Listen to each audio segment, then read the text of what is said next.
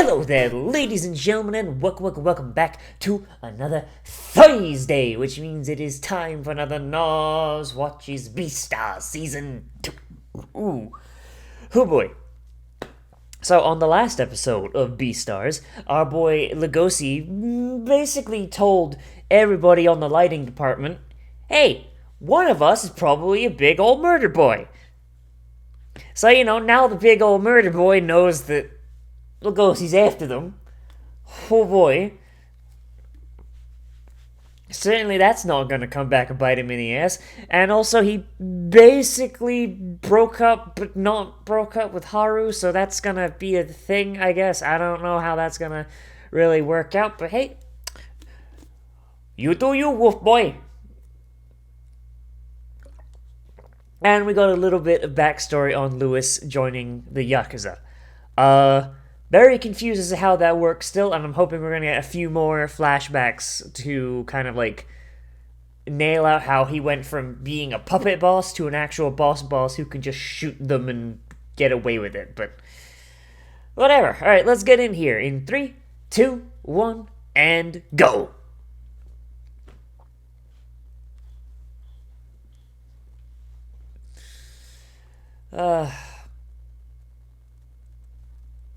I just can't get over the downgrade. I just can't get over the downgrade in the opening. Just cuz I know that this looks fine, right? I know that this is still a decent opening. But God, they blew it so far out of the park in season 1. They blew it so far out of the fucking park. It's still in my head. But I imagine that once this season is done, I am probably going to forget this opening in its entirety.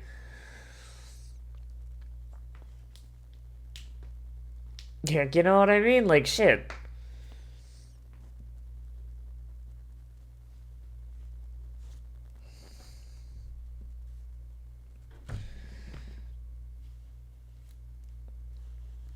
I hope we see more of Instinct Lugosi again, the big red-eyed shadow demon that just kind of lurks in his headspace. I don't know, something about that that visual of just no, eat the children. If you stay near me, our fur will get oh no.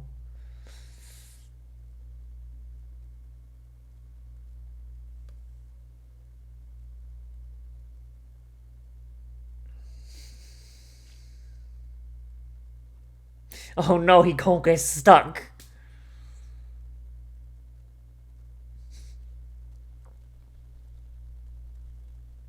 Oh no. Oh no, Lugosi. But you wish it was something special.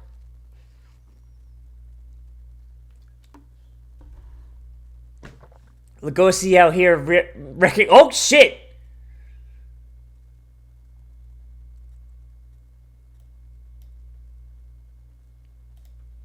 Is this our killer?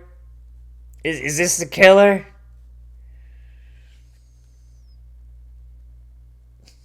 Yeah, Lugosi, maybe you shouldn't have told the guys you're investigating that you were investigating them.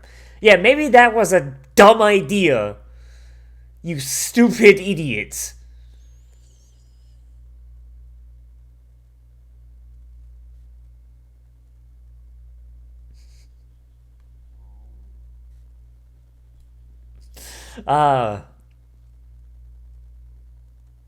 Oh, Jesus.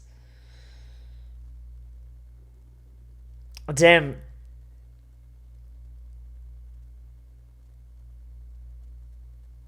Damn, the killer really picked the good time to grab him, huh? Wait till he's got a cold so he can't smell anything. All he can smell is his feet.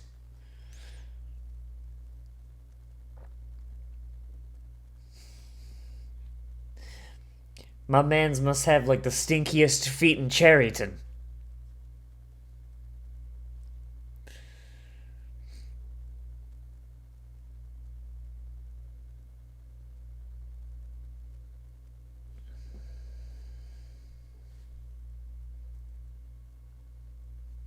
I mean, his life's in danger right now, so yeah, he's got a little bit of an idea. Yeah, this our boy.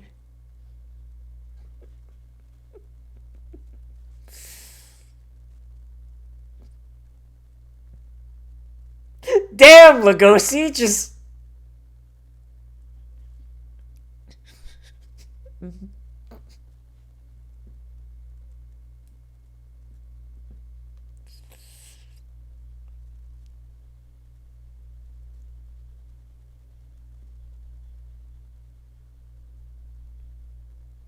That's a little gay, Lugosi, not gonna lie. Give me your saliva. Hand it over. His breath smells like Korean barbecue. I know where to look now.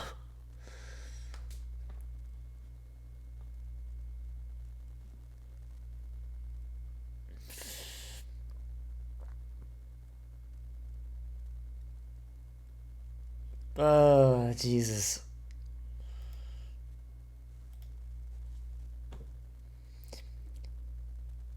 Shitty thing is that because he's got a cold, his sense of taste is also going to be affected because his nose is blocked.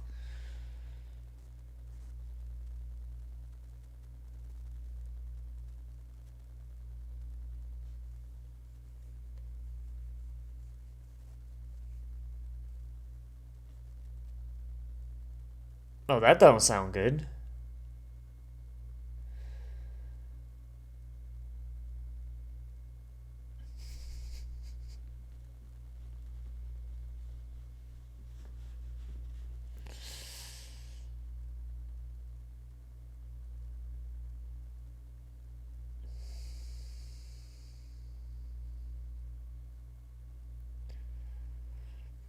Damn, it's a good it's a good thing all of his friends are dogs, so they've got ridiculous amounts of hearing.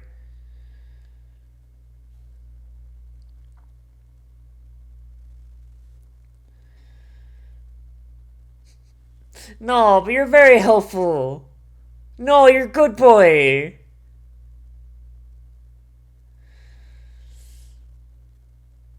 God, he's poor. Our boy's fucked up. Our boy got deleted. Holy shit.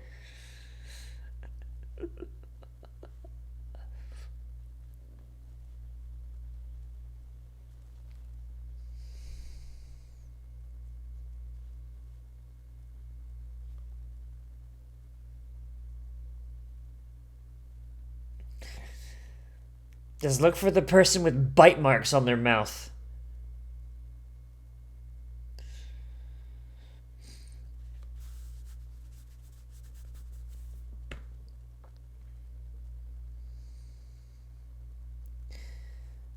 The Y is all over his face, Jack. Jesus.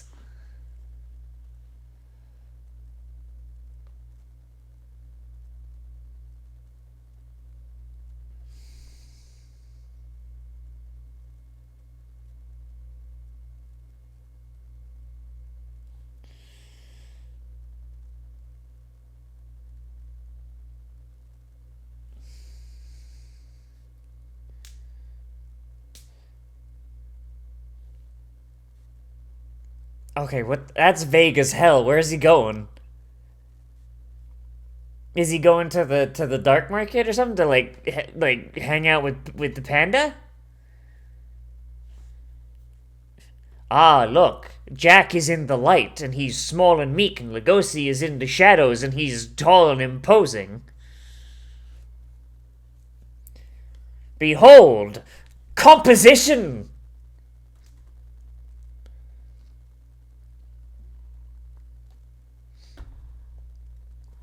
My man can't have normal happiness. My man can't even fuck the rabbit.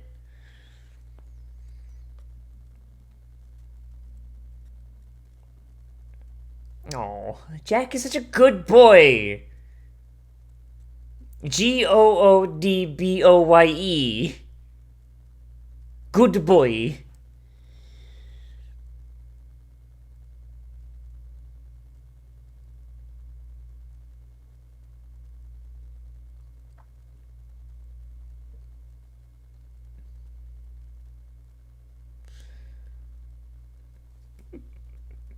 I don't want to be happy. I want to be miserable. Damn. That's like what, like a 4-foot vertical leap on that man? Holy shit.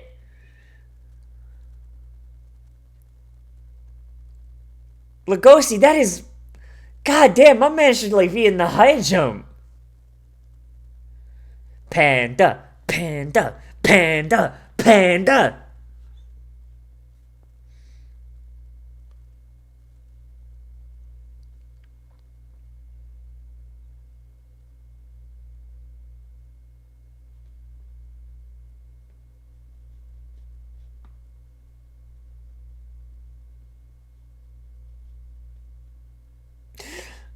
Bringing our boy a snack.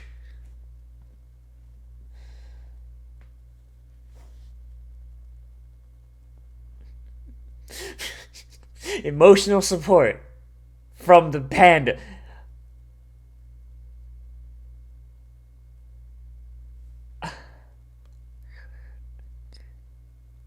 Oh, my man's getting the gourmet shit.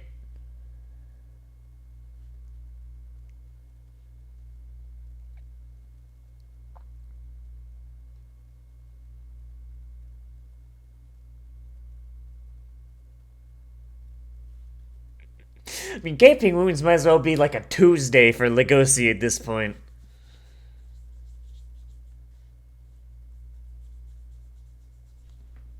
Teach me how to kick ass!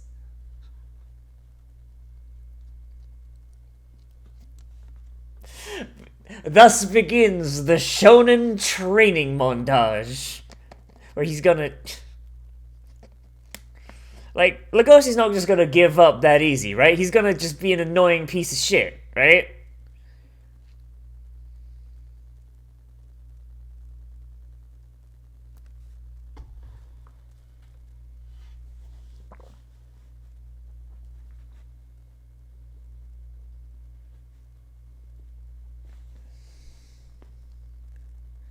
Oh boy, mistranslation. Yay!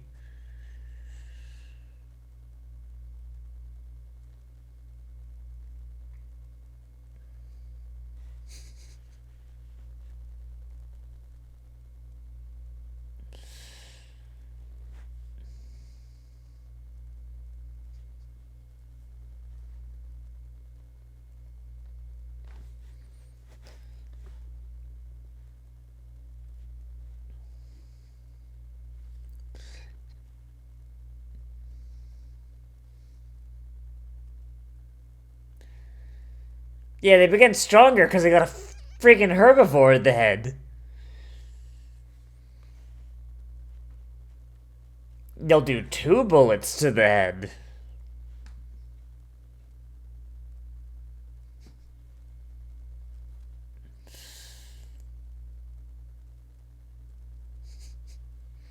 He has the ability, if he stands very still, to just blend into the background.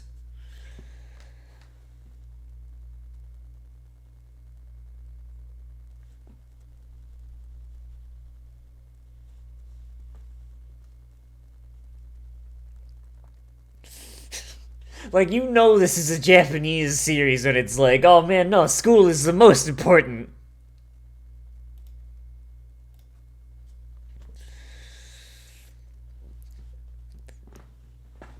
Hey man, my man got like a little bit of assertiveness. Don't take it away from him.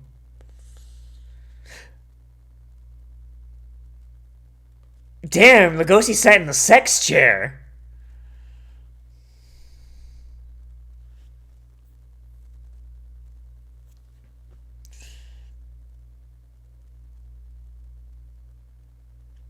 What the fuck?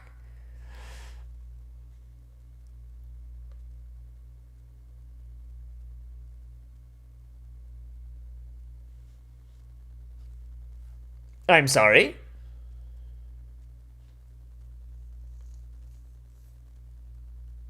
Okay, so a tiger just ate a deer girl.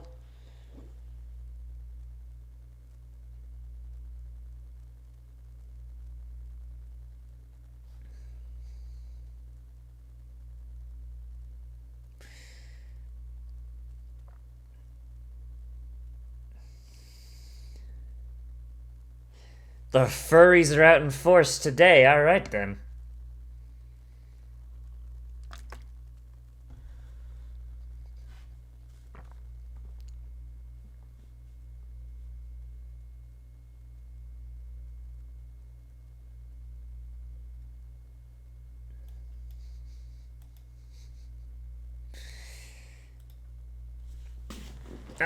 Oh boy, hooray for carnivore racism.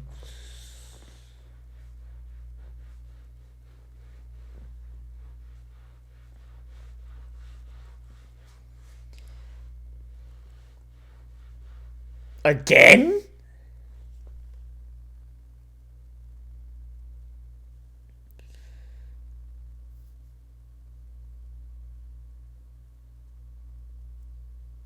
They've had a dancer eaten again. Like, what the?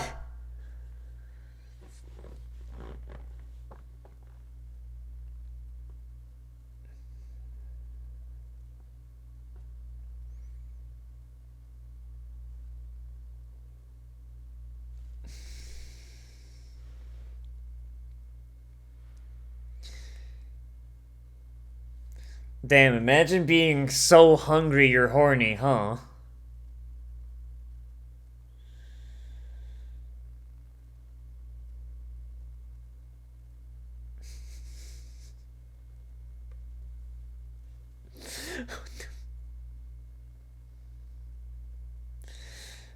God, the next time these guys are eating a steak, they're gonna have a boner and not know why.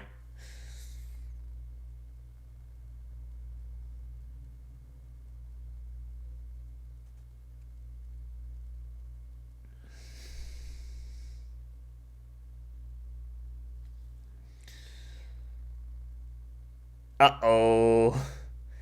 Uh-oh.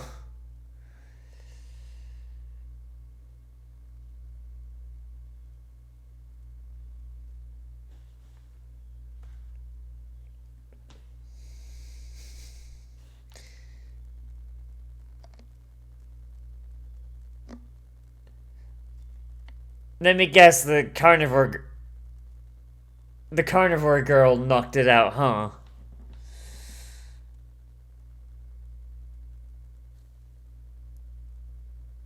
Even a stage where a girl's sitting there with her titties out.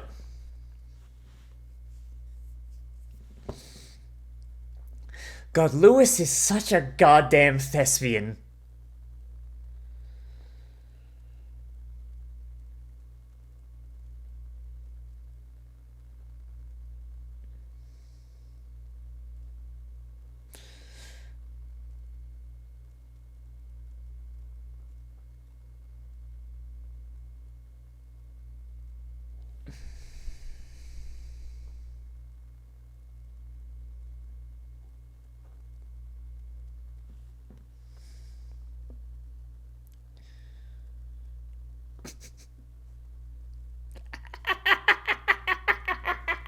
Get immediately shut down, my girl. Goddamn.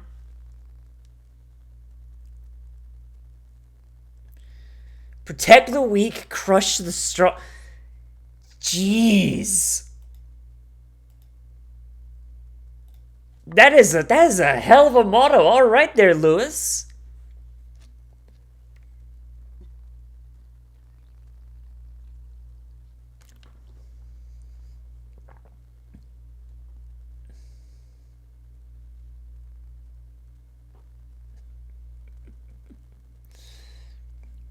So are they making him eat steak still, or is my man?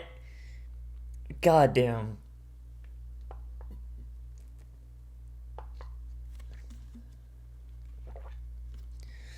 So, like,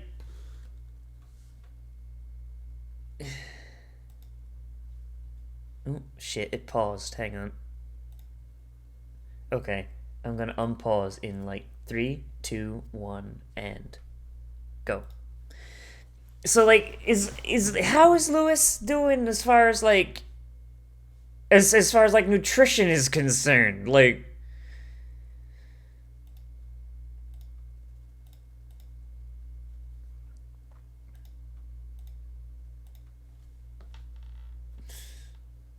I mean, deer can eat meat, but they're not getting all of their nutritional requirements out of it.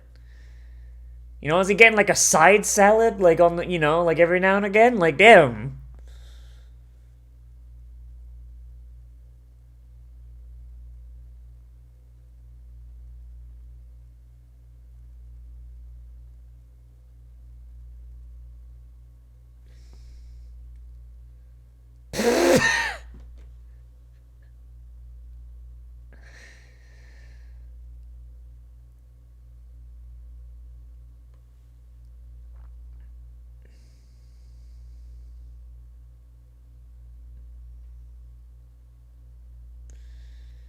Like, my mans, you need a salad or something, dude.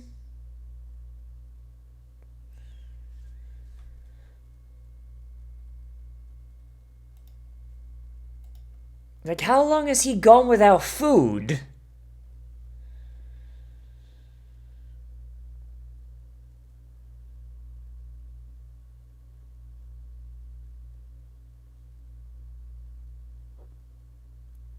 Yeah, get the boy a salad.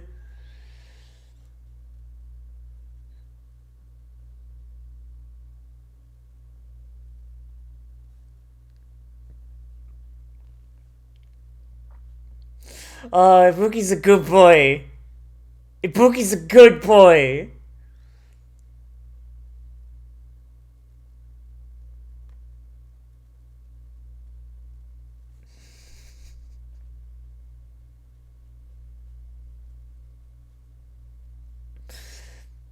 Like, stop making the man eat meat. Give the man a. Give the man a goddamn salad at dinner, like, at the very least.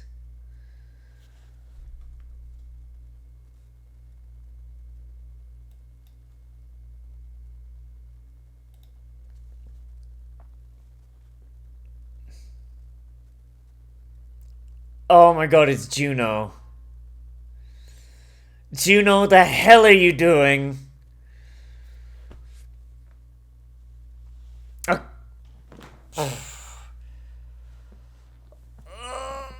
Oh, how did she figure out where he was?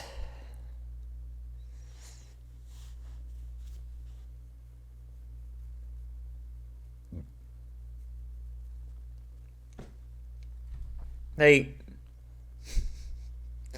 seriously, like, the lions, like, surely they realize that, like, a herbivore cannot eat solely meat.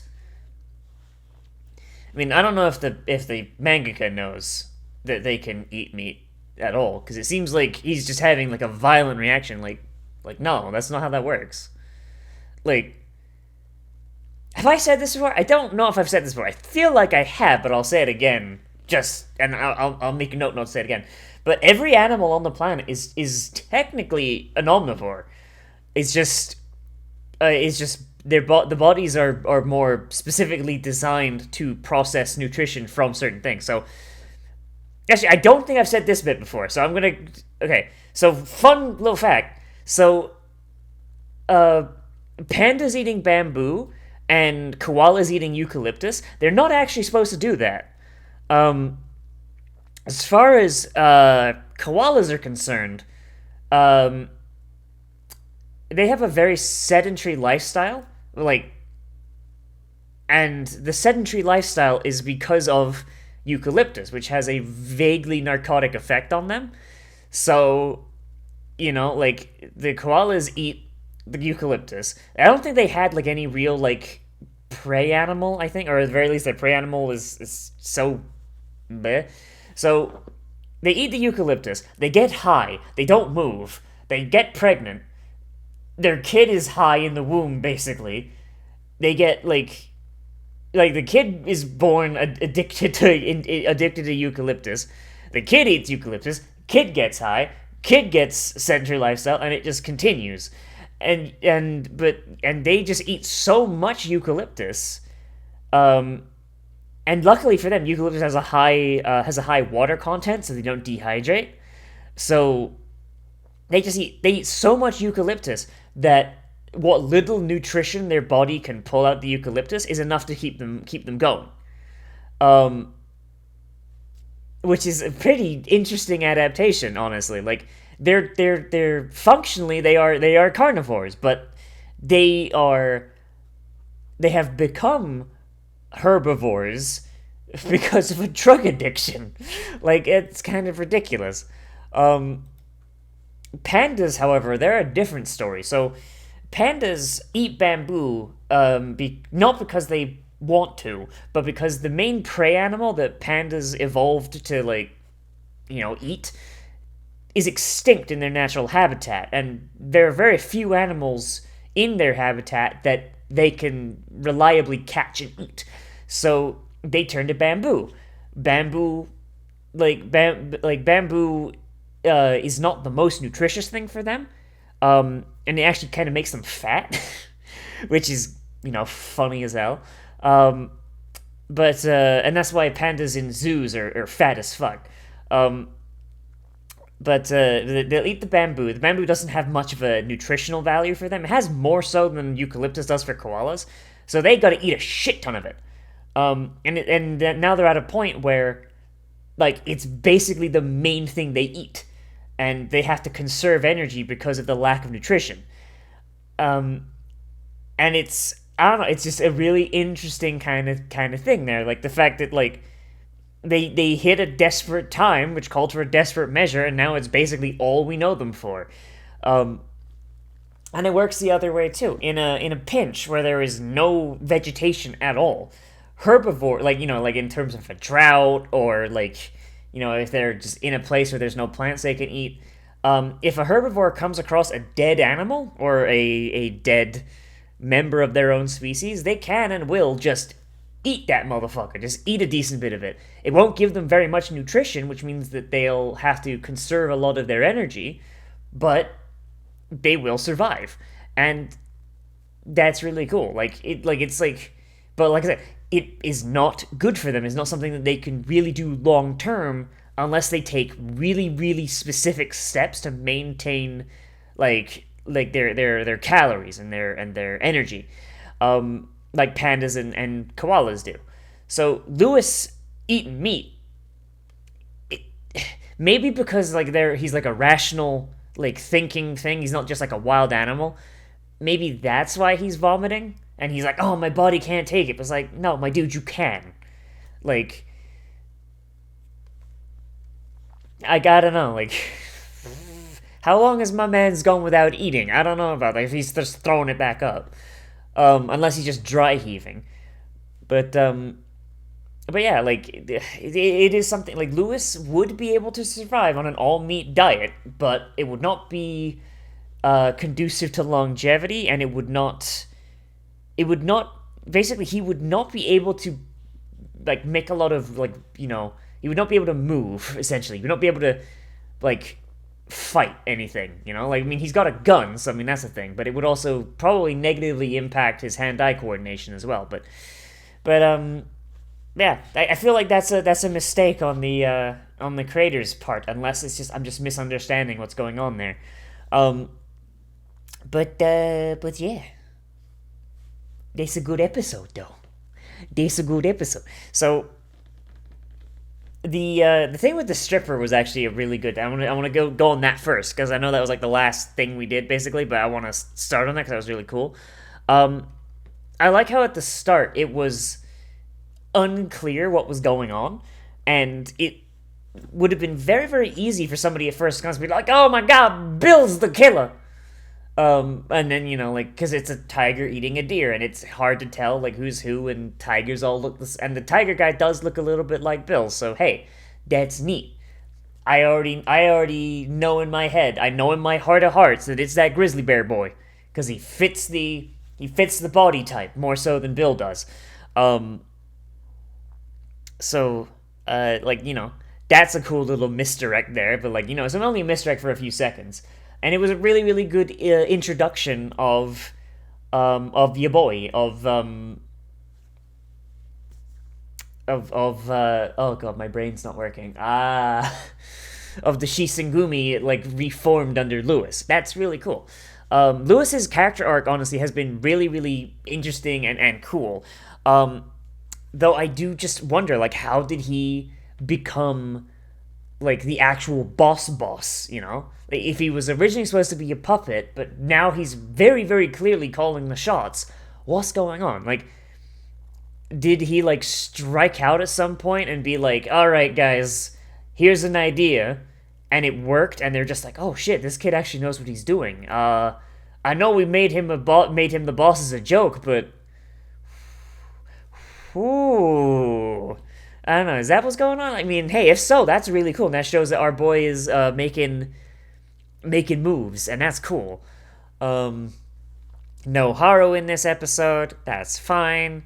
And Lugosi kind of just coming to this thing is like, so long as he stays in the school, he's in danger.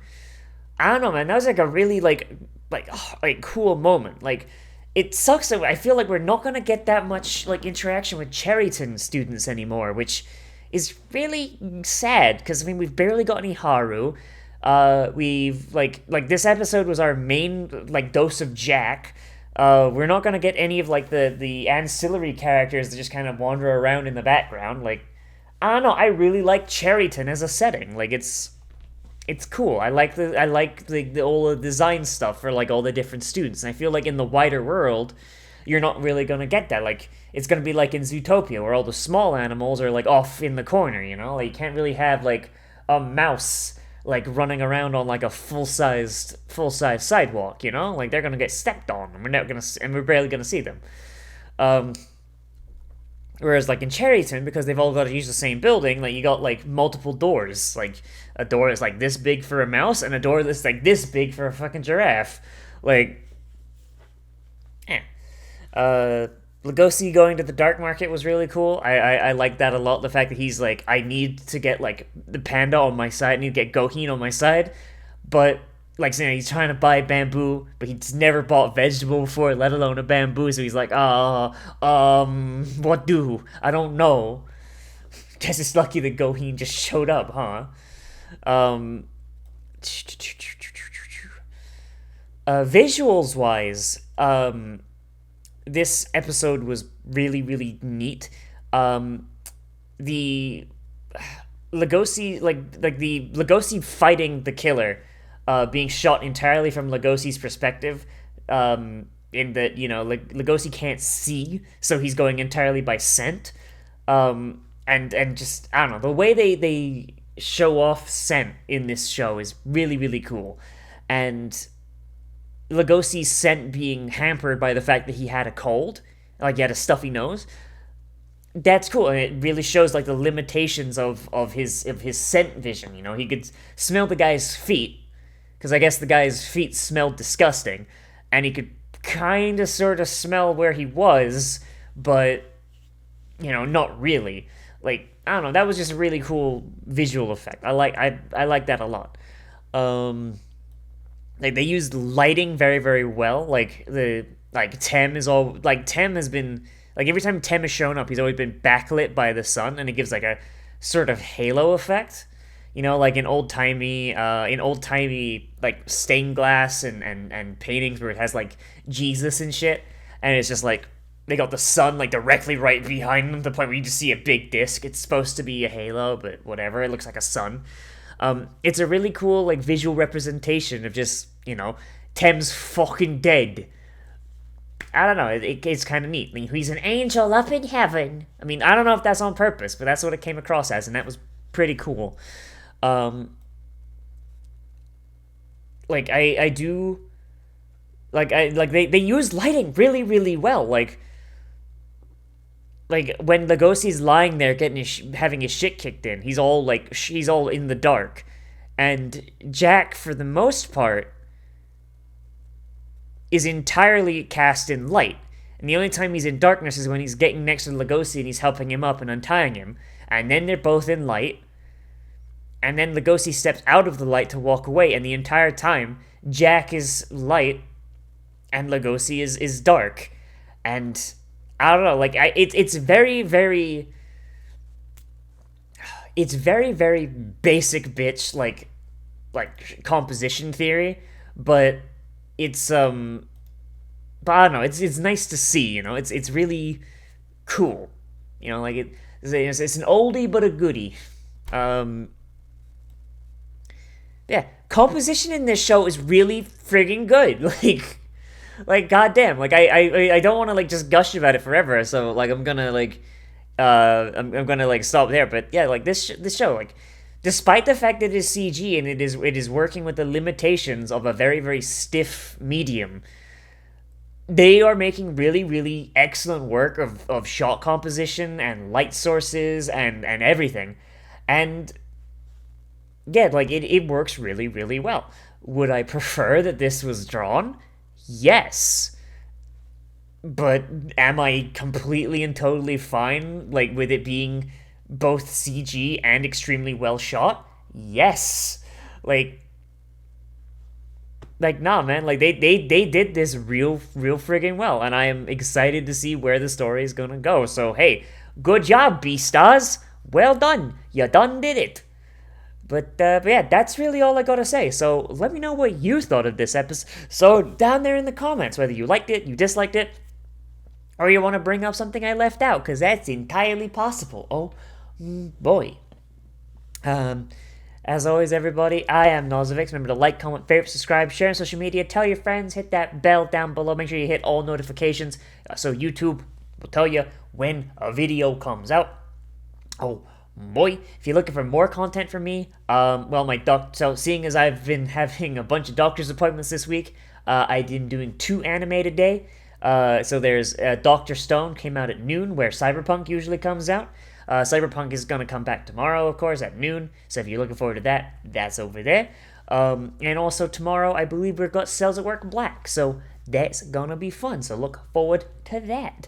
And I try and live stream about every day I can, but with the doctor's appointments and me just being an absolute medical mess, that's been hard. But I'm gonna try and stream. If there is a stream, it'll usually be at 4 p.m. Eastern Standard Time. So keep an eye out for that, and I try and do that just about every day I can. If you hit the bell, it'll tell you when it's coming. So hey, that's another reason to hit the bell. Oh boy. But anyway, as always, I'll see you in the next video. But most importantly of all, become a trash mammal today. And I will see you a